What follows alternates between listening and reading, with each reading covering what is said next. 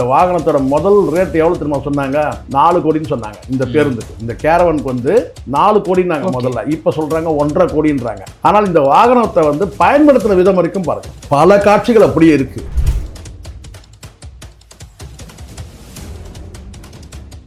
வாகனத்தை பின்னோக்கி வந்து பயணப்படுறது, இடிக்கிற மாதிரி, அதை கேட்டா வந்து இடிச்சு வருது, இறந்து போயிட்டானான்னு கூட டவுட் எனக்கு. சில காட்சி, அந்த காட்சி பார்க்கறவங்க நெஞ்சை வந்து பதற வைக்கிறது, பார்க்கறவங்க ஹார்ட் அட்டாக் வந்துடும்.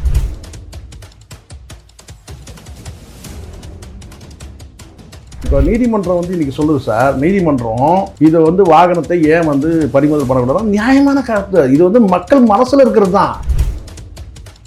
நீங்க ஒரு வீடியோ போடுறீங்க, அந்த வீடியோ போட்டு நீங்க என்ன சொல்லுங்க கேட்டீங்கன்னா, நான் ஆஃபீஸில் தான் இருப்பேன், வீட்டில் தான் நான் இருப்பேன்.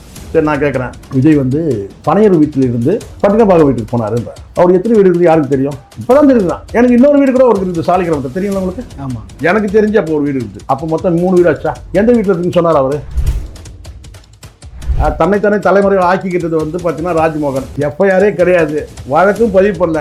மனுஷன் ஓடுறான் ஓடினே இருக்கிறான் சார். எனக்கு தெரிஞ்சு நேற்று நைட்டு வந்து ஆந்திரா பார்டரை தாண்டிட்டாரு. ஓகே, சரிங்களா? இப்போ வந்து மகாராஷ்டிரா பார்டரை தாண்டி ஓடிட்டே இருக்காரு. அங்கே மகாராஷ்டிரா போலீஸ் கூப்பிட்டு சொல்றாங்க, தம்பி உங்க பேர்ல எஃப்ஐஆர் இல்லை பண்ணா. இல்லை சார், என்ன தமிழ்நாடு போலீஸ் என்ன துரத்துதுன்னு சொல்லிட்டு ஓடினே இருக்காரு. கண்டிஷனில் எங்கே போய் நிற்பான்னு தெரியல. அநேகமாக ஸ்ரீநகரில் போய் நிற்பான் போல இருக்கு. இந்த சவுக்கு சங்கன் ஒருத்தர் உட்காந்து பேசிட்டு இருக்கான்ல, அங்க பேசக்கூடிய வார்த்தை பார்த்தீங்கன்னா, இதுக்கு கொந்தளிச்சு போறாரே முதலமைச்சர், கள்ளக்குறிச்சிக்கிறார். நான் ராபின்சன் மனசாட்சியை இந்த வார்த்தையை விட்டுறேன். இந்த காணொலி பார்க்குற அத்தனை பேருக்கு இந்த கேள்வி விட்டுறேன் சார். குடிச்சிட்டு கொழுத்து போய் செத்த, கள்ளச்சாராயம் குடிச்சு சத்தவனும் இந்த அப்பாவி மக்களும் ஒண்ணா சார்? நான் உங்கள்கிட்ட கேட்கிறேன், ஒரே வார்த்தை கேட்கிறேன், இந்த காணொலி பார்க்குற அத்தனை பேரும் கிட்ட கேட்கிறேன், கள்ளக்குறிச்சி செத்த அந்த கள்ளச்சாராய சாவும் இந்த அப்பாவி மக்களும் ஒண்ணா?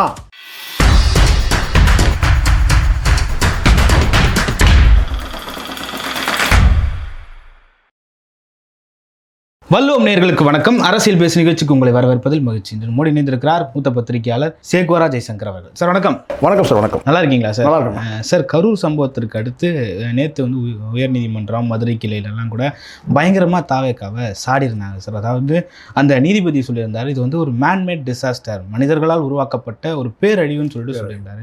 எப்படி சார் பார்க்குறீங்க அதை? அந்த டிசாஸ்டர்ன்ற வார்த்தையை இந்த சம்பவத்தில் நான் தான் முதல் பயன்படுத்தினேன். ஓகே, இது மிகப்பெரிய மனித பேரழிவு இது அப்படின்றத நான் தான் முதல்ல பதிவு பண்ணேன்.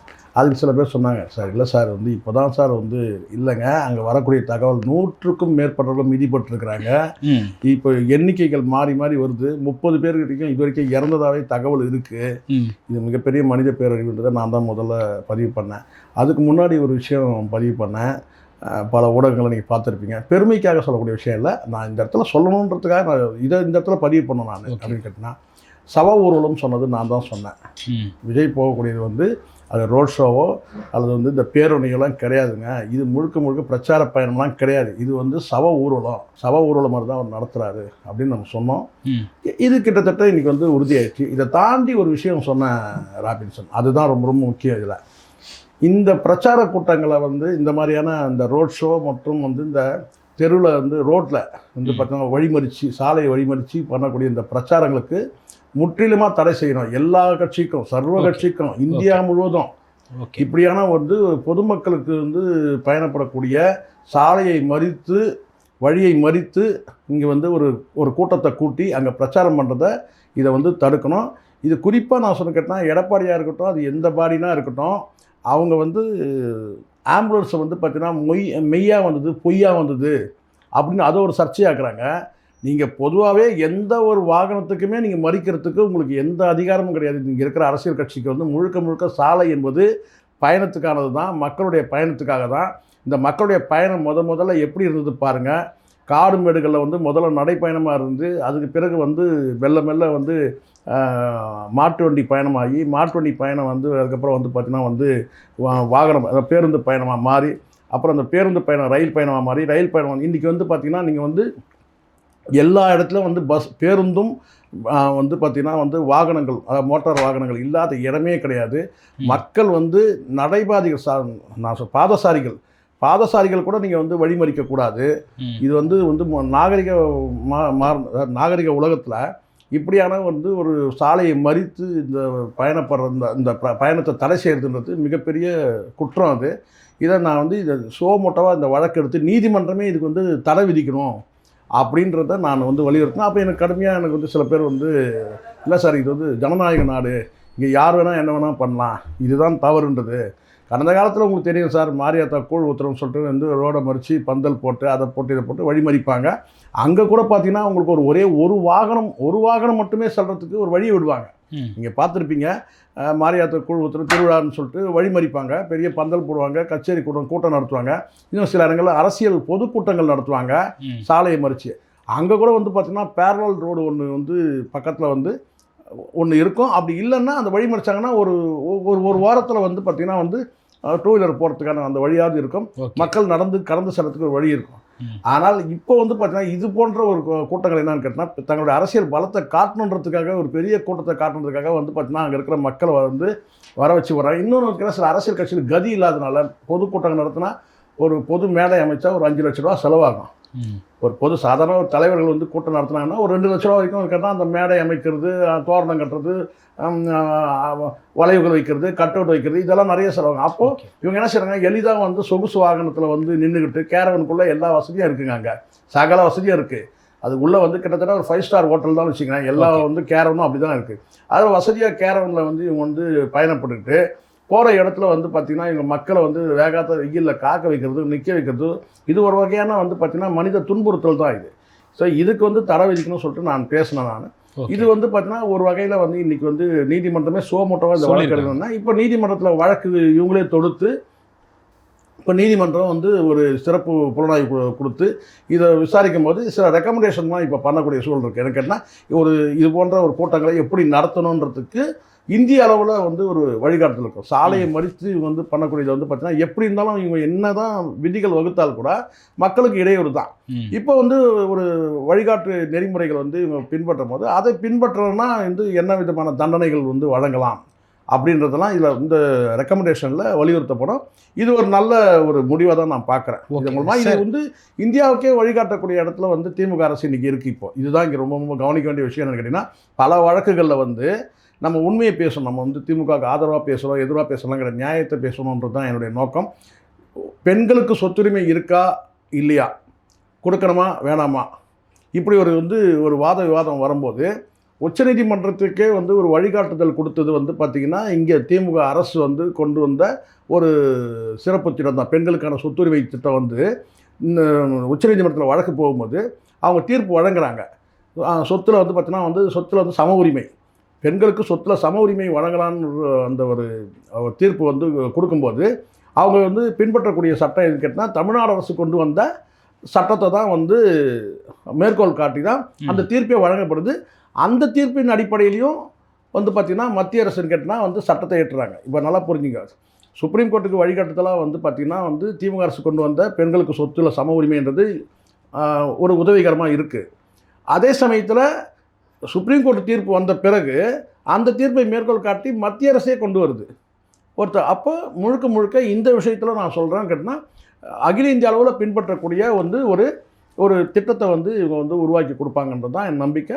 அதுக்கான வந்து பார்த்தீங்கன்னா அவசியம் வந்து இன்றைக்கி ஏற்பட்டிருக்கு. அதுக்கு காரணம் நம்ம மிகப்பெரிய ஒரு விலையை கொடுப்போம் சார். எல்லாமே ரொம்ப இன்டெப்த்தாக பேசுகிறேன்னு நீங்கள் நினச்சிட போகிறீங்க. ஏன்னா இப்போ வந்து மக்கள் வந்து யோசிக்க கேட்டால் என்னங்க இவர் ரொம்ப இவ்வளோ தூரம் போகிறாரு. இப்போ சில விஷயங்கள் எடுத்துங்க, ஒரு லேசாக உங்களுக்கு ரொம்ப போர் அடிச்சிடக்கூடாது. உங்களுக்கு இந்த காணொலி பார்க்குறவங்களுக்கும் ஒரு 77 வந்து ஒரு தியேட்டர் எரிஞ்சு சாம்பலாகுது, டூரிங் டாக்கீஸ் வந்து எரிஞ்சு சாம்பலாகுது எம்ஜிஆர் ஆட்சி காலத்தில். 1977 தூத்துக்குடியில் தியோடர் நகர்ன்ற இடத்துல வந்து லக்ஷ்மி டாக்கீஸ்ன்னு சொல்லிட்டு ஒரு டூரிங் டாக்கீஸ் எரிஞ்சு சாம்பலாகுது.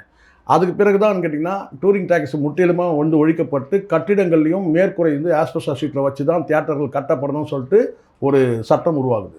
அதே மாதிரி பள்ளிக்கூடங்கள் எங்கே வேணாலும் ஒரு மேற்கூரை வச்சு நம்ம இயங்கலான்ற சூழ்நிலையில் கும்பகோணத்தில் வந்து மிகப்பெரிய உங்களுக்கு தெரியும், பெரிய வந்து பிள்ளைகள் வந்து எரிஞ்சு சாம்பலானது தெரியும். கிட்டத்தட்ட ஒரு 100கணக்கான பிள்ளைகள் எரிஞ்சு சாம்பலாகும். அதுக்கு பிறகு தான் கேட்டால் வந்து எந்த பள்ளிக்கூடமும் வந்து கேட்டால் மேற்கூரை ஆஸ்பெஸ்டாஸ் ஷீட் இருக்கணும், கட்டிடங்கள் இருக்கணுமே தவிர ஓலை குடிசையில் வந்து ஸ்கூலே இருக்கக்கூடாதுன்னு சொல்லி ஒரு சட்டம் கொண்டு வராங்க. ஸோ மிகப்பெரிய மனித பேரழிவுக்கு பிறகு தான் நமக்கு வந்து பார்த்தீங்கன்னா நமக்கான ஞானக்கண் திறக்குது. அப்படி தான் வந்து இந்த விஷயத்தில் நம்ம பார்க்க வேண்டியதாக இருக்குதுன்னு கேட்டால் இன்றைக்கி இனிமேல் வந்து இது போன்ற இந்தியாவிலேயே ஏன் இன்னும் சொன்னால் உலகத்திலேயே இப்படியான ஒரு கோர சம்பவம் இது வரைக்கும் நடந்ததில்லை. ஒரு அரசியல் கட்சி ஒரு பேரணியில் வந்து 41 பேர் வந்து இறந்ததுன்றது வந்து மிகப்பெரிய ஒரு கோர சம்பவம். தப்பாக சொல்கிறேன் தம்பி, சாட்டை துரைமுருகன் சொல்கிறது தான் சரியானது. என்னென்னு கேட்டால் ரொம்ப துல்லியமான பார்வை என்னென்னா 43 பேர் இறந்துருக்குறாங்க. 2 பெண் பிள்ளைகள் வந்து அதாவது ஒரு பெண்ணுக்கு கர்ப்பிணி பெண்ணுக்கு வந்து வயிற்றில் வந்து 2 பிள்ளைகள் இருந்திருக்கிறாங்க. ஸோ அப்போது 43 தான் நம்ம அந்த பிள்ளைகளை நம்ம கணக்கு எடுத்துக்கணும்ல. வயிற்றில் கர்ப்பத்தில் இருந்தாலும் அது கணக்கில் தான் வரும். 43 படுகொலை நடந்திருக்கு. அதுக்கான வந்து பார்த்திங்கன்னா வந்து ஒரு என்ன சொன்னால் ஒரு தீர்வாக வந்து இந்த ரெக்கமெண்டேஷன்ஸ் இருக்கலாம், இந்த எஸ்ஐடியோட ரெக்கமெண்டேஷன்ஸ் வந்து இருக்கலான்றது தான் என்னுடைய பார்வை. ஓகே சார், அந்த சம்பவத்திற்கு முக்கியமான காரணமாக இருக்கக்கூடியது விஜயனுடைய அந்த பிரச்சார வாகனம் தான் சொல்லிட்டு அரசு தரப்புலையோ சொல்லப்படுது. ஏன்னா அந்த வாகனத்தோடைய அளவு ரொம்ப பெருசாக இருந்தது. விஜயனுடைய வசதிக்காக உள்ளேயே பாத்ரூம் ரெஸ்ட் ரூம்லாம் இருக்கிறதுனால அந்த அளவு இருந்தது. அந்த அளவின் காரணமாக தான் அந்த ரோட்டில் நெரிசல் ஏற்பட்டது. அந்த நெரிசலின் காரணமாக தான் 41 பேர் செத்தாங்கன்னு சொல்லிட்டு அரசு தரப்பு வாதங்கள் வச்ச பிறகு நீதிமன்றம் கேட்குது, ஏன் அந்த வாகனத்தை நீங்கள் பறிமுதல் செய்யலை அப்படின்னு சொல்லிட்டு கேட்குது. இன்றைக்கி பறிமுதல் செய்ய போகிறாங்க. வாகனத்தை பறிமுதல் செஞ்சுட்டா விஜயனுடைய அரசியலை முடக்கிடலான்னு அரசு நினைக்குதான்னு சொல்லிட்டு தாவேக்காவே பேசுகிறாங்க. இதில் ஒரு விஷயம் நல்லா புரிஞ்சுங்க சார். முதல்ல ஒரு விஷயம், சில வாகனங்கள் நீங்கள் பார்ப்பீங்க, சில பஸ்ஸெல்லாம் நீங்கள் பார்ப்பீங்க, நீண்ட தூரம் பயணப்படக்கூடிய, அதாவது உதாரணத்துக்கு இங்கேருந்து டெல்லிக்கு போகிற கூட இன்றைக்கி இந்த பேருந்து பயணம் வந்துடுச்சு. இன்றைக்கி இங்கேருந்து டெல்லிக்கு போக முடியும் நம்ம, அந்த அளவுக்கு பேருந்து பயணம் வந்துடுச்சுன்னு வச்சுங்களேன். இன்னும் சொல்ல சார், இன்னும் கொஞ்சம் நீங்கள் ரொம்ப அகண்ட பார்வையில் பார்த்தீங்கன்னா பேருந்து போக்குவரத்து பாகிஸ்தானுக்கு கூட பேருந்து போக்குவரத்து வந்து பயணப்பட்டதெல்லாம் உங்களுக்கு தெரியும். டெல்லியிலேருந்து லாகூருக்கு பயணப்பட்டதெல்லாம் பஸ்ஸு பயணப்பட்டதாக இருக்குது. அதனால் உலகம் முழுவதும் இன்றைக்கி வந்து பஸ்ஸில் வந்து பயணம் பண்ணக்கூடிய சூழலாம் வந்தபோது நீங்கள் சில பஸ்ஸுகளை நீங்கள் பார்த்துருப்பீங்க, மிக பிரம்மாண்டமாக இருக்கும். இதெல்லாம் உலக அளவில் அது கேட்டால் இங்கேருந்து வண்டி கிளம்புதுன்னா டீசல் உட்பட நிரப்புறதுக்கு பெரிய டேங்கர்கள் இருக்கும். நீண்ட தூரம் பயணிக்க முடியும். அதுக்கான வசதி வாய்ப்புகள் இருக்கும். உங்களுக்கு ஆம்னி பஸ்லாம் சில பஸ்லாம் நீங்கள் பார்த்தீங்கன்னா தெரியும், முன்னாடிலாம் பர்த்லாம் கிடையாதுங்க. இப்போ பர்த்லாம் வந்துடுச்சு. பஸ்ஸில் சிட்டிங் கிடையாது. இப்போ நீண்ட தூரம் பயணப்படும், நீங்கள் 24 மணி நேரம் பயணப்படணும்னா நீங்கள் பர்த்தில் வந்து நீங்கள் வந்து அதுக்கான வசதி வாய்ப்பெல்லாம் வந்து பர்த் வசதிலாம் வந்துடுச்சு. ஸோ அப்படி இருக்கும்போது இது போன்ற வாகனங்கள் வந்து இன்றைக்கி வந்தது சகஜம்தான். ஆனால் அதே சமயத்தில் ஒரு அரசியல் கட்சி தலைவருக்கு வந்து சில வசதிகள் உள்ளடக்கணுன்றதுக்காகவே வந்து அந்த பாடியை வந்து கொஞ்சம் வந்து பெருசாக கட்டுறதுன்றது, அகலமாக கட்டுறது இல்லை உயரமாக கட்டுறதுன்னு இருக்கிறதுனா இதெல்லாம் விதிகளுக்கு உட்பட்டு நிச்சயமாக நடக்கிறதுக்கான வாய்ப்பே இல்லை. ஒன்று. ரெண்டாவது, இன்னொரு விஷயம் நான் இந்த இடத்துல ஒரு மேற்கோள் காட்ட போனேன், மறந்துடக்கூடாது மக்கள் யாருமே. டிடிஎஃப் வாசன் வந்து உங்களுக்கு தெரியும் நினைக்கிறேன். அவர் தம்பி வந்து இந்த 2 வீலரில் சாகசம் பண்ணக்கூடிய ஒருத்தர் உங்களுக்கு தெரியும். டிடிஎஃப் வாசன்னா எல்லாருக்கும் தெரியும். அவர் வந்து நான் சார் கேட்டால் ரோட்டில் வந்து சாகசங்கள் நிறைய பண்ணுறாரு, வீலிங் பண்ணுறாரு, இதெல்லாம் பண்ணுறாரு. இது ஒரு அபாயகரமான இருக்குது. அவருடைய பைக் எல்லாம் பார்த்தீங்கன்னா பல லட்சங்கள் உங்களுக்கு தெரியும் நினைக்கிறேன். 15 லட்சம், 25 லட்சம், 30 லட்சம், இப்படி தான் வந்து லட்சங்களை கடந்து தான் அவருடைய பைக்குகள் எல்லாமே இருக்குது. இவர் வந்து அபாயகரமான ஒரு என்ன சொன்ன ஒரு 2 வீலர் வாகனத்தை ஓட்டக்கூடிய நபராக இவர் இருக்கிறாருன்னு சொல்லி அவர் வாகனத்தை பறிமுதல் பண்ணாங்க, வழக்கு பதிவு பண்ணாங்க. 5 வருஷத்துக்கு வந்து பார்த்தீங்கன்னா வந்து அவருடைய டிரைவிங் லைசன்ஸை ரத்து பண்ணாங்க. இவ்வளோ பண்ணிருக்கும் போது 2 வீலருக்கு பண்ணும்போது இது பண்ண தப்புன்னு சொல்லவே இல்லை நான். சட்டத்துக்கு உட்பட்டு அவருக்கு பண்ணும்போது அப்போ இவருக்கு வந்து பார்த்தீங்கன்னா விஜய் வந்து மெகா நடிகர், பெரிய ஸ்டாரு. அதனால் அவர் வந்து பார்த்திங்கன்னா வந்து எல்லாமே வந்து உங்களுக்கு தெரியும் நினைக்கிறேன். மீடியாவில் சொன்னாங்க வந்து கேட்டால் அந்த வாகனத்தோட முதல் ரேட் எவ்வளோ தெரியுமா சொன்னாங்க? 4 கோடின்னு சொன்னாங்க. இந்த பேருந்துக்கு, இந்த கேரவனுக்கு வந்து 4 கோடின்னாங்க முதல்ல. இப்போ சொல்கிறாங்க 1.5 கோடின்றாங்க. சரி, அது எத்தனை கோடினா இருந்திருப்போது அதுக்கு வந்து பார்த்தீங்கன்னா அவங்களுடைய பணத்தை செலவு பண்ணுறாங்களா இல்லை கட்சிக்காரனுடைய தாலி அறுக்கிறாங்களோ அதெல்லாம் வந்து அது ஒரு பக்கம் இருக்கட்டும். ஆனால் இந்த வாகனத்தை வந்து பயன்படுத்துகிற விதம் வரைக்கும் பாருங்கள், பல காட்சிகள் அப்படியே இருக்குது. வாகனத்தை பின்னோக்கி வந்து பயணப்படுறது, இடிக்கிற மாதிரி, அதை கேட்டால் வந்து இடித்து வருது, இறந்து போயிட்டானான்னு கூட டவுட் எனக்கு. சில காட்சிகள், அந்த காட்சி பார்க்குறவங்க நெஞ்சை வந்து பதற வைக்கிறது, பார்க்குறவங்க ஹார்ட் அட்டாக் வந்துடும். இப்போ எங்களை மாதிரி ஆள்லாம் சீக்கிரம் டிக்கெட் வாங்கினா தான் நான் அதை ஒரு தடவை 2 தடவை பார்க்கவே இல்லை. ஓகே, ஏன்னா பல பேர் எனக்கு அனுப்பிவிட்டான். இதே எத்தனை தடவை நான் பார்க்குறது, எனக்கு ஹார்ட் பீட் டபடபன்னு அடிக்குது எனக்கு அதை பார்க்கும்போது. அதனால் நம்ம அதை வந்து கடந்து போய்டும். சரிங்களா? நம்ம என்ன சார், நம்ம செத்து போயினா இவன் ஏதாவது தரப்போறேன், இவன் வீடியோ பார்த்து செத்துற, நீங்கள் ஏதாவது என்ன எனக்கு எதாவது வந்து பார்த்தீங்கன்னா விஜயோட வீடியோவை பார்த்து சேகோரா ஜெயசங்கர் இறந்துட்டாரு அப்படின்னு சொல்ல போகிறேன், எல்லாம் மாலை வாங்கி போட போகிறான். இல்லை, ஏன்னா எனக்கு என் பிரச்சனை எனக்கு தான் தெரியும், உடல் பிரச்சனை எனக்கு தான் தெரியும். அதை பார்க்கும்போது நெஞ்சு படப்படன்னு அடிச்சிச்சு எனக்கு. உடனே நான் கடந்து போயிட்டேன் அப்படின்னு சொல்லிட்டு. ஆனால் இது மாதிரி வந்து இப்போ பார்க்குறவங்க எல்லாருக்குமே இருக்கும். நீதிமன்றம் வந்து இன்றைக்கி சொல்லுது சார், நீதிமன்றம் இதை வந்து வாகனத்தை ஏன் வந்து பறிமுதல் பண்ணக்கூடாது, நியாயமான கருத்து. இது வந்து மக்கள் மனசில் இருக்கிறது தான். நீதியரசருடைய இந்த தீர்ப்பை சில பார்வை இருக்குது. திமுகவுக்கு ஆதரவு ஊடகங்களாக இருக்கட்டும், ஆதரவு அளிக்கிற நபர்களாக இருக்கட்டும், நீதிபதியோட அந்த வார்த்தையை வந்து பார்த்தீங்கன்னா அவங்களுடைய பார்வை எப்படி இருக்குன்றது ஒரு பக்கம். திமுகவுக்கு ஆதரவாக செயல்படுங்க, தாவேகாவுக்கு ஆதரவாக செயல்படுறவங்க இந்த தீர்ப்பை எப்படி பார்ப்பாங்கன்றது அவங்களுடைய எண்ணப்படி.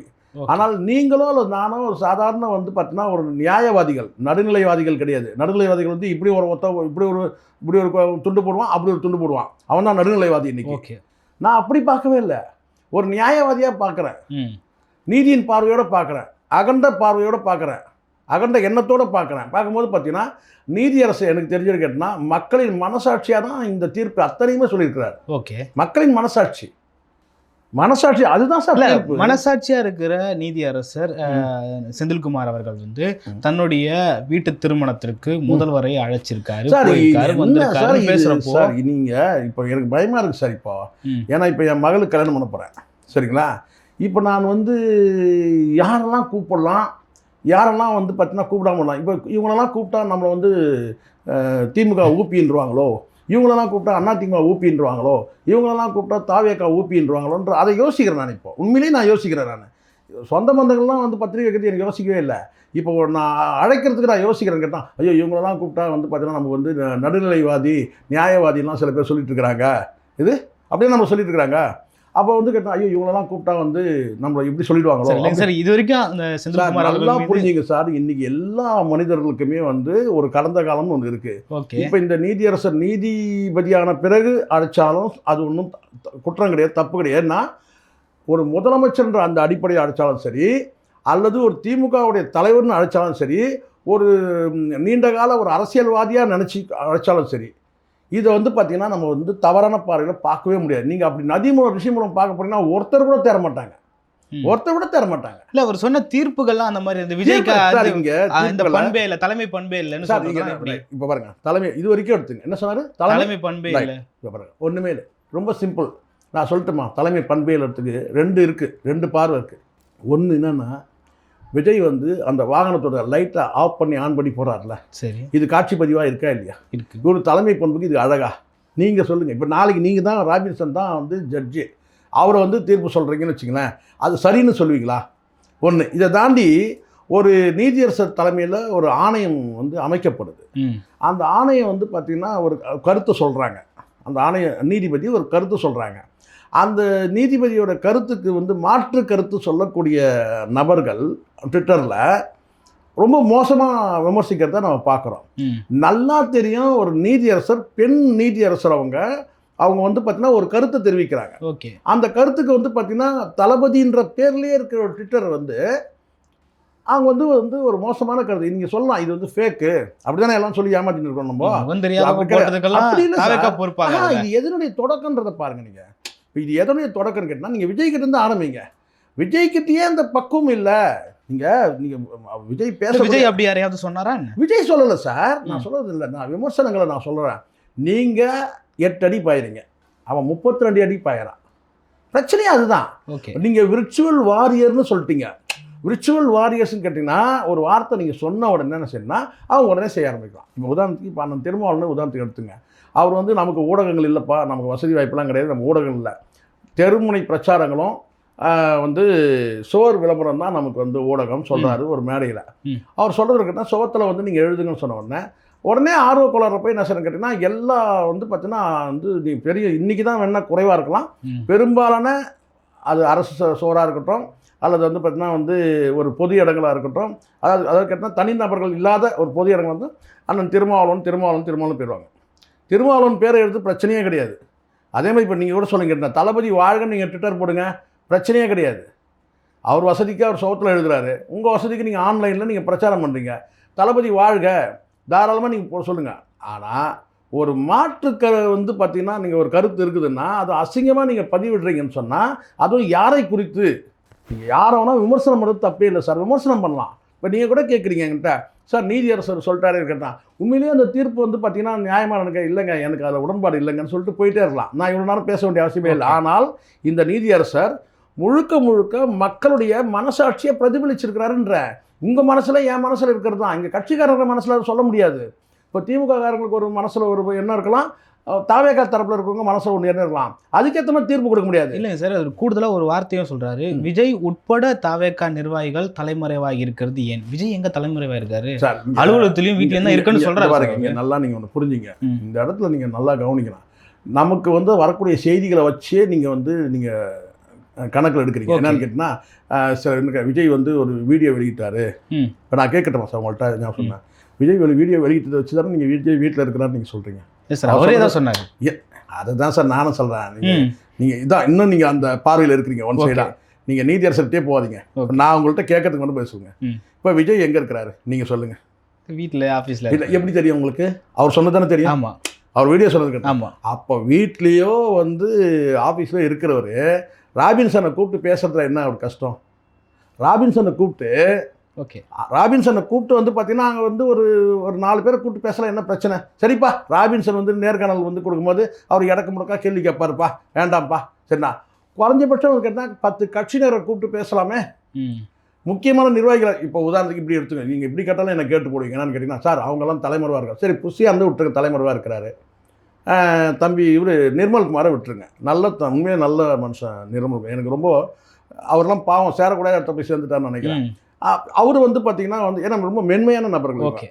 புஷியானந்த் வந்து வன்மையான நபர், இவர் வந்து மென்மையான நபர். ஆனால் 2 பேரும் உண்மையாக வந்து பார்த்தீங்கன்னா எங்கே இருந்தாங்கன்னு தெரியல, அது ஒரு கேள்வி இருக்குது. ஆனால் இந்த இடத்துல வந்து கேட்டால் அவங்க 2 பேர் மேலே வழக்கு இருக்குது சார். அவங்க தலைமறைவாக இருக்கிறாங்க, ரைட்.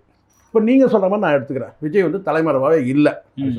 இப்போ அடுத்த கட்டமாக சில பேர் இருப்பாங்கல்ல, கட்சியில் இருக்க பொதுக்குழு உறுப்பினர்கள், மாவட்ட செயலாளர்கள், குறைஞ்சபட்சம் வந்து பார்த்தீங்கன்னா சென்னை உட்பட இந்த 5 மாவட்ட செயலாளர்கள் நீங்கள் வாங்கப்பா அப்படின்னு பேசலாம்ல. இப்போ நீங்கள் வெளிப்படையாக நீங்கள் இருக்கிறீங்கன்னா நீங்கள் ஒரு வீடியோ போடுறீங்க, அந்த வீடியோ போட்டு நீங்கள் என்ன சொல்லுன்னு கேட்டிங்கன்னா, நான் ஆஃபீஸில் தான் இருப்பேன், வீட்டில் தான் நான் இருப்பேன். சரி, நான் கேட்குறேன், ஒருத்தர் சொல்கிறாங்க என்னன்னு கேட்டிங்கன்னா, விஜய் வந்து பனையூர் வீட்டில் இருந்து பட்டினப்பாக்கம் வீட்டுக்கு போனாருன்றார். அவர் எத்தனை வீடு இருக்குது யாருக்கு தெரியும்? நான் வெறும் வீட்டை தான் பேசுகிறேன், நீங்கள் எதாவது கற்பனை பண்ணி போகிறீங்க. நான் வீடு வரைக்கும் பேசுகிறேன். பனையூர் வீட்டில் இருந்து எங்கே போனார்? பட்டினப்பாக்கம் வீடு. அவருக்கு எத்தனை வீடு இருக்குது? இப்போ தான் நமக்கு தெரியுது 2 வீடு இருக்குதுன்னு. இப்போ தான் தெரியுதுதான். எனக்கு இன்னொரு வீடு கூட அவருக்கு இருக்குது, சாலிகிராமத்தில். தெரியுங்களா உங்களுக்கு? ஆமாம். எனக்கு தெரிஞ்சு அப்போ ஒரு வீடு இருக்குது. அப்போ மொத்தம் 3 வீடு ஆச்சா? எந்த வீட்டில் இருக்குன்னு சொன்னார் அவர்? வாதம் பண்ணால் பண்ணலாம். ஓகே, எந்த வீடுன்னு சொன்னாரா? எனக்கு தெரிஞ்சு சாலிகிராமத்தில் ஒரு வீடு இருக்குது சார். கரெக்டாக. அதுக்கப்புறம் வந்து பார்த்தீங்கன்னா இப்போ வந்து பட்டினப்பாக்கத்தில் வீடு இருக்குதுன்னு சொல்கிறாங்க. சரிங்களா? வந்து பார்த்தீங்கன்னா வந்து பனையூரில் இப்போ எனக்கு தெரிஞ்ச 3 வீடு இருக்குது. நீங்கள் சொன்னது எந்த வீட்டில்னு சொன்னீங்க? சொல்லவே இல்லை. சரி, நீங்கள் கூப்பிட்டீங்கன்னு கேட்டால் சரி, மற்றவர்கள் கூட வேணா வச்சுப்பாங்க. எங்கள் தலைமறைவாக இருக்கிறது 2 பேர் சார். தன்னைத்தானே தலைமறைவாக ஆக்கிக்கிட்டது வந்து பார்த்தீங்கன்னா ராஜ்மோகன். எஃப்ஐஆரே கிடையாது, வழக்கும் பதிவு பண்ணல, மனுஷன் ஓடுறான் ஓடினே இருக்கிறான் சார். எனக்கு தெரிஞ்சு நேற்று நைட்டு வந்து ஆந்திரா பார்டரை தாண்டிட்டாரு. ஓகே, சரிங்களா? நேற்று நைட்டை தாண்டிட்டாரு ஆந்திரா பார்டர். இப்போ வந்து மகாராஷ்டிரா பார்டரை தாண்டி ஓடிட்டே இருக்காரு. அங்கே மகாராஷ்டிரா போலீஸ் கூப்பிட்டு சொல்கிறாங்க, தம்பி உங்கள் பேரில் எஃப்ஐஆர் இல்லைப்பாருண்ணா. இல்லை சார், என்னை தமிழ்நாடு போலீஸ் என்னை துரத்துதுன்னு சொல்லிட்டு ஓடினே இருக்காரு. கடைசியில் எங்கே போய் நிற்பான்னு தெரியல, அநேகமாக ஸ்ரீநகரில் போய் நிற்பான் போல இருக்கு. ஓடுறான். ஏன்னா அவ்வளோ பேசிக்கிறான், கொஞ்சம் பேச்செல்லாம் கிடையாது. இது போலி அப்பா, இது போலி நிறைய சாப்பிட்டுப்பான்னு நினைக்கிறேன் நான். இது அந்த 2-3 போலி இருக்குது சார், தேங்காய் போலி. அப்புறம் வந்து பார்த்தீங்கன்னா இந்த சில போலிகள் இருக்கிறான். அவன் போலி சாப்பிட்டதுனால இல்லை அவனுக்கு என்ன பிரச்சனைன்னு தெரில. நான் போலி அப்பாண்ணா, நீங்கள் மனசாட்சி தொட்டு சொல்லுங்க தம்பி, நியாயமாக பேசலாம். நான் சத்தியபூர்வமாக சொல்கிறேன், திமுக ஆதரவாக பேசவே இல்லை. நான் அண்ணன் சேகர் பாபு கூட நான் கடந்த காலத்தில் வந்து இந்த துப்புரவுத்துறை விஷயத்தில் நான் விமர்சனம் பண்ணியிருக்கிறேன். நான் பாரபட்சமாக சொல்கிறேன், 72 வயசில் ராத்திரி 1 மணிக்கு முதலமைச்சர் வந்து அங்கே போகிறாருன்னு சொன்னால் மனசாட்சி வேணாம் உங்களுக்கு? அங்கே அப்பாவை யார் இருக்கிறது? அப்பாவை யார் இருக்குது? அந்த பாதிக்கப்பட்ட மக்களுக்கு அப்பாவை யார் இருக்குது? இதை தான் நான் கேட்குறேன் சார். அதே தாவேக்கா திரும்பவும் கேட்குறாங்க, நீங்கள் கள்ளக்குறிச்சி போல சார். அவங்க மட்டும் பேசலை, இன்னொருத்தன் அந்த ஒருத்தன் பேசினுக்கிறான்ல, இந்த சவுக்கு சங்கன்னு ஒருத்தன் உட்காந்து பேசிட்டுருக்கிறான்ல, என்ன அங்கே பேசக்கூடிய வார்த்தை பார்த்தீங்கன்னா, இதுக்கு கொந்தளிச்சு போகிறாரே முதலமைச்சர், கள்ளக்குறிச்சிக்கிறார். நான் ராபின்சன் மனசாட்சியாக இந்த வார்த்தையை விட்டுறேன். இந்த காணொலி பார்க்குற அத்தனை பேருக்கு இந்த கேள்வி விட்டுறேன் சார். குடிச்சிட்டு கொழுத்து போய் கள்ளச்சாராயம் குடிச்சு சத்தவனும் இந்த அப்பாவி மக்களும் ஒன்றா சார்? சரிங்க சார், அவங்க ஸ்கேல் பாருங்க, மரணம் ஒன்று தான் சார், உயிர் ஒன்று தான். ஆனால் இங்கே ஸ்கேல் பாருங்க. நீங்கள் இப்போ நான் கேட்குறேன், இப்போ நான் இப்படி கேளுங்க, நான் இப்போ கேட்டேன், எவனுக்காக துணிச்சல் தான் அதை கேளுங்க பார்க்கலாம். அதுக்கு தான் சீமா ஒருத்தன் தான் ஆம்பளை. ஏன்னு கேட்டிங்கன்னா கள்ளக்குறிச்சி டெத்துக்கு போவே இல்லை சீமான், இதுக்கு போறாரு. ஏன் இங்கே தான் சார் ஒரு தலைவர் அளவீடு இருக்கு. இதுங்க இங்கே முதல்ல புரிஞ்சுங்க, இங்கே பொறுக்கிகளுக்கு வந்து பார்வை வேற மாதிரி இருக்கும். இந்த சவுக்கு சங்கர் மாதிரியான பொறுக்கிகளுக்கு வந்து இப்படி தான் பார்வை இருக்கும். நான் உங்கள்கிட்ட கேட்குறேன், ஒரே வார்த்தை கேட்குறேன், இந்த காணொலி பாரு அத்தனை பேரும் கிட்ட கேட்குறேன், கள்ளக்குறிச்சியில் செத்த அந்த கள்ளச்சாராய சாவும் இந்த அப்பாவி மக்களை ஒன்றா சொல்லுங்கள் நீங்கள். ஒரு முதலமைச்சர் சார் சட்டத்தின்படி வந்து பார்க்குற பார்வையும் இருக்குது, மனிதாபிமானப்படி பாருங்க. மனிதாபிமானப்படி வந்து அவர் பார்த்தீங்கன்னா ஒரு 10 லட்ச ரூபா கொடுத்துட்டார் சரிங்களா. ஆனால் சட்டத்தின்படி பார்த்தீங்கன்னா அங்கே கள்ளச்சாராயம் வந்து காசு இருக்கக்கூடாது. அந்த காய்ச்சலுக்கு வந்து பார்த்தீங்கன்னா அங்கே இருக்கிற வந்து சில வந்து அதிகாரிகள் கூட உடந்தையாக கூட இருக்கலாம். அந்த பார்வையில் கேட்டால் அங்கே நேராக போகல. ஆனால் இது அப்படி இல்லை, முழுக்க முழுக்க அப்பாவி மக்கள். இது ரெண்டுத்தையும் நீங்கள் எப்படி ஒப்பிடுவீங்க? இப்போ சீமான் வந்து இதுக்கு போகிறாரு, கள்ளக்குறிச்சிக்கு போகல. கேட்ட ஒரே கேள்வி தான், அவன் குடிச்சு கள்ளச்சாராயம் குடிச்சு சேர்த்தனா அதுக்கு போய் அங்கே போகணும், அதுக்கு போகல. ஆனால் இந்த மக்கள்கிட்ட போய் விசாரிக்கிறார். இதுதான் இங்கே தலைவர்களுடைய பார்வைன்னு வேற, பொறுக்கிகள் பார்வை வேற. இது முழுக்க சவுக்கு சங்கர் மாதிரியான பொறுக்கிகள் வந்து இப்படி தான் பார்ப்பாங்க. புரியுதா சொல்றது? அவனுக்கு வித்தியாசம் தெரியாது. ஓகே, எதை பகுத்து பார்க்கணும் தெரியாது. அவனுக்கு பணம் வந்துச்சு, இப்படி பேசணும், அவ்வளோதான் நோக்கம். நான் சொல்கிறேன், முதலமைச்சரை பொறுத்த வரைக்கும் இந்த டெத்துக்கு வந்து இரவு 1 மணிக்கு இங்கேருந்து வந்து பார்த்தீங்கன்னா அங்கே நின்று அந்த மக்கள்கிட்ட போகிறாருன்னா, அப்போ நீங்கள் அந்த முதலமைச்சரை எப்படின்னு பாருங்கள். நீங்கள் எல்லாத்தையுமே நீங்கள் அரசியல் பார்வையில் பார்க்க முடியாது ராபின்சன். இங்கே அப்படி நடக்குது. இங்கே நான் சொல்கிறேன், இந்த விஷயத்தில் நீங்கள் யோசிச்சு பாருங்கள். நீங்கள் வந்து திமுக ஆதரவாக பேசுகிறேன், நான் கேட்குறேன், நீங்கள் அப்படி கூட எடுத்துங்க. இந்த இடத்துல ஒரு பெரிய மனித பேரழிவு நடக்குது சார். அந்த பேரழிவை ஏற்படுத்தின கும்பல் ஒன்று இருக்குது. அவங்க நாங்கள் ஏற்படுத்தலைன்னு சொல்கிறாங்க. ரைட், ஏற்படுத்தலை இல்லை சொன்னாரா விஜய்? எப்படி சொன்னார்? இல்லை, அவங்க சார் ஸ்டேட்மெண்ட் பின்ன எப்படி இருக்கு? ஓகே, இதை வந்து பார்த்தீங்கன்னா வந்து செந்தில் பாலாஜி மேலே திருப்பி விடுறதும், அதை கோர்ட்டில் சொல்லலை சரிங்களா, அஃபிடவிட்டில் சொல்லவே இல்லை. ஆனால் செந்தில் பாலாஜி மேலே திருப்பி விடுறீங்க, வந்து பார்த்தீங்கன்னா பழி வாங்குற நடவடிக்கை இருந்தாக்கா என்ன பழி வாங்குங்கன்னு சொல்கிறீங்க. இதெல்லாம் நிறைய செய்தி இருக்குல்ல. முழுக்க இவங்க யாருமே வந்து பார்த்தீங்கன்னா இது வந்து என்னால் ஏற்பட்டது, இதுக்கு நான் பொறுப்பேற்றுக்கணும்னு சொல்லவே இல்லையே. அப்படி பொறுப்பேற்றுக்கிட்டா அவங்க சிறைக்கு போகிறதுக்கான வாய்ப்பு இப்போ புரியுதுல்ல? அப்போ புரியுதுல்ல? அப்போ நீங்கள் யாரை குற்றம் சாட்டுறீங்க? செந்தில் பாலாஜி குற்றம். செந்தில் பாலாஜி தான் அங்கே இருக்கிறார். திமுக குற்றம் சாட்டுறீங்க, முதலமைச்சர் தான் அங்கே இருக்கிறார். அந்த மக்களுக்கு உண்மையிலே தெரிஞ்சாங்கன்னா கிட்ட சேர்க்க மாட்டாங்க சார். செந்தில் பாலாஜி சார் உண்மையான தகவல், மெய்யான தகவல், செந்தில் பாலாஜி அந்த ஸ்பாட்டுக்கு நீங்கள் உடனே போகலன்னா இன்னும் பல சாவுகள் விழுந்திருக்கும்ன்றது தகவல். இன்னும் பல மரணங்கள் நடந்திருக்கிறதுக்கு வாய்ப்பு. நீங்கள் விசாரணை ஆணையம் அமைக்கப்பட்டிருக்கு, இதை சென்ட்ரல் கவர்மெண்ட்டு கூர்ந்து கவனிக்குது, நீதியரசருக்கு அத்தனை பேர் கூர்ந்து கவனிக்கிறாங்க. இதை தாண்டி வந்து ஒரு கமிஷனும் போட்டிருக்கு. இவ்வளோ இருக்கும்போது செய்தி அந்த சம்பவம் நடந்த அடுத்த 1 மணி நேரத்தில் வந்து பார்த்தீங்கன்னா இவங்களுக்கான வேலைகள் நடக்குது. என்னென்னு கேட்டால் ஃபெலிக்ஸ் வந்து உட்காந்து என்ன கேட்டால் திமுகவையும் செந்தில் பாலாஜியும் 1 மணி நேரத்தில் சார் சம்பவம் நடந்துக்கிட்டே இருக்காங்க. இன்னும் வந்து பார்த்தீங்கன்னா கிளாரிட்டியே கிடைக்கல. 8 மணிக்கு அங்கே சம்பவம் நடந்தா 9 மணிக்கு நீங்கள் வீடியோ ஏற்றுறீங்க. அப்போ உங்கள் நோக்கம் என்ன சார்? முழுசாக தெரிஞ்ச பிறகு நீங்கள் செய்யுங்க. அப்போ இந்த இடத்துல நல்லா புரியுங்க. இப்போ நான் கேட்குறேன், திமுகவுக்கு ஆதரவு, ஆமாம் எஸ், இந்த விஷயத்தில் திமுக ஆதரவாக இருக்குன்னு வச்சுங்க. ஏன் இருக்கக்கூடாது? ஏன்னா அங்கே பாதிக்கப்பட்ட மக்கள்கிட்ட யாருக்கு இருக்கிறாங்க? அங்கே பக்கத்தில் இருக்குது அவங்க தானே இருக்கிறாங்க. ஓகே, இப்போ நான் கேட்குறேங்க சார், எல்லா வகையிலையும் அவங்க தானே இருக்கிறாங்க. இப்போ நான் கேட்குறேன் வந்து பார்த்தீங்கன்னா அந்த இடத்துல வந்து முதலமைச்சர் வந்து அந்த மக்களுக்கு 10 லட்ச ரூபா அறிவிக்கிறாரு. அந்த வந்து ட்ரீட்மெண்ட் கொடுக்குறது அத்தனை பேரும் பார்த்தீங்கன்னா அமைச்சர்கள் அத்தனை பேர் இருக்கிறாங்க, எல்லாருமே இருக்கிறாங்க, மற்ற கட்சிகள் கூட வந்துட்டு போகிறாங்க. இந்த இடத்துல நான் வந்து பார்த்தீங்கன்னா வந்து எடப்பாடி வந்து சந்திச்சுட்டு போனாக்கா அவரே நம்ம பாராட்டுறோம், வந்து முக ஸ்டாலின் தான் பாராட்டுறோம், சீமானு தான் பாராட்டுறோம், எல்லாரும் நம்ம பாராட்டுறோம். நீங்கள் எங்கே? இல்லை, அது எஃப்ஐஆரில் இருக்கிற நீங்கள் சொன்ன மாதிரி எஃப்ஐஆரில் இருக்கிறவங்க வந்து பார்த்தீங்கன்னா 2 பேர் ஒழிஞ்சிக்கிட்டோம் சார். ஓகே, நீங்கள் என்ன பண்ணுறீங்க? நீங்கள் போகலாமே. இப்போ நீங்கள் என்ன சொல்லுங்க, நான் அனுமதி கேட்கணும் போகணும், கேளுங்க, அனுமதி கேட்டு போங்க.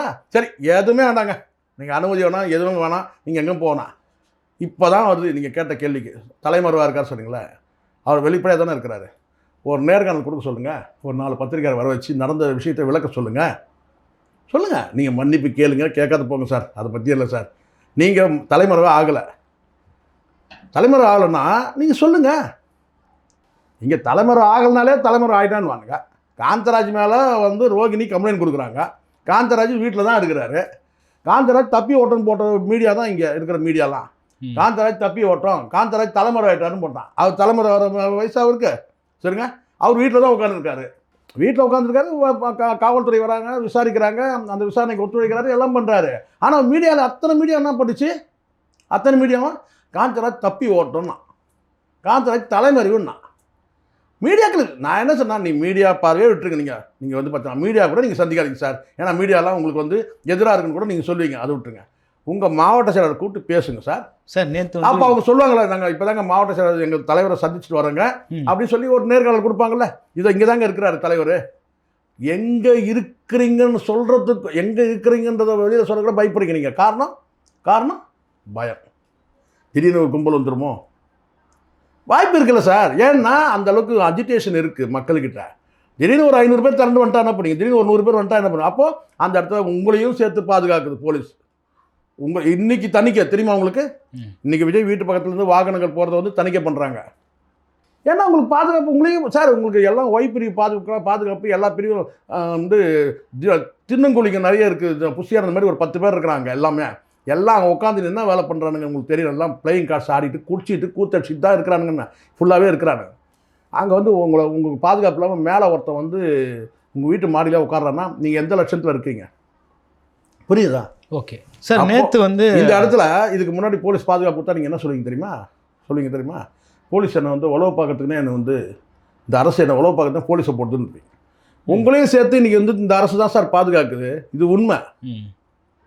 நீங்கள் இப்போ தலைமுறை, இப்போ நான் கேட்குறேன், தலைமுறைவா இல்லைன்னா அதை யாரும் ப்ரூவ் பண்ணுங்க. நான் தலைமுறைவா இல்லைங்க, இந்தவங்க இங்கே தாங்க உட்காந்துருக்கிறேன், மாவட்ட செயலர் கூப்பிட்டு பேசுங்க. ஏன் அதையும் ஆன்லைன்லேயே பேசுகிறீங்க? அதான் சார் பேசியிருக்காருல்ல. அப்போ தலைமுறைவா இல்லை திருப்பி வாட்ஸ்அப்பில் பேசி இதெல்லாம் யார் சார் சொல்லி தெரியும்? பேசிட்டு துவண்டு சார் யார் சொன்னாங்க இதை? மாவட்ட செயலாளர் தான் சொல்லியிருக்காங்க. திருப்பி பாருங்க. ஏன் நேராக சந்திச்சா என்னன்னு கேட்குறேன் நான். 10 மாவட்ட செயலர் வரதில் என்ன சார் உங்களுக்கு ஆகிட போகுது? நீங்கள் சந்திங்க சார். சரி சார், நீங்கள் இந்த உலகத்தில் இந்த உங்கள் பார்வைக்கு எந்த பத்திரிகையாளருமே வந்து எல்லாமே உங்களை வந்து உங்களை இது பண்ணுறதுக்கு வந்து துப்பாக்கியோட வர ஏகே சொன்ன மறைச்சிட்டு வர போகிறாங்களா, இல்லை குண்டு வச்சுட்டு வர போகிறாங்களா?